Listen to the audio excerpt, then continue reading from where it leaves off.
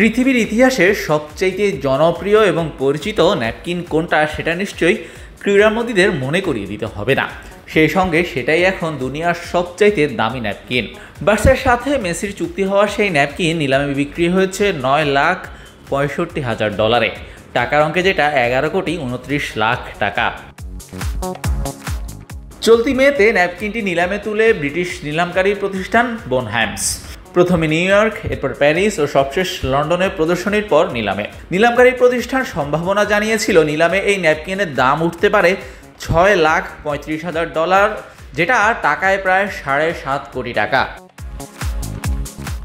গত 8 মে শুরু হওয়া নিলাম শেষ হয় গত শুক্রবার, যেখানে ভিত্তিমূল্য ছিল $2,20,000 বা $2,75,000 টাকায়, যেটা $3,21,00,000 টাকা, যেটা বিক্রি হয়েছে $1 মিলিয়ন, অর্থাৎ 11,29,00,000 টাকায়। 2000 সালের 14 ডিসেম্বর বার্সেলোনার একটি রেস্টুরেন্টে তড়িঘড়ি করে মেসির বাবাকে আশ্বস্ত করতে সেখানকার ওয়েটার থেকে নেওয়া একটা ন্যাপকিনে চুক্তি স্বাক্ষর করেন বার্সেলোনার স্পোর্টিং ডিরেক্টর কার্লেস রেক্সাস। যে ন্যাপকিন এতদিন ছিল হোরাসিও গ্যাগিওলির কাছে।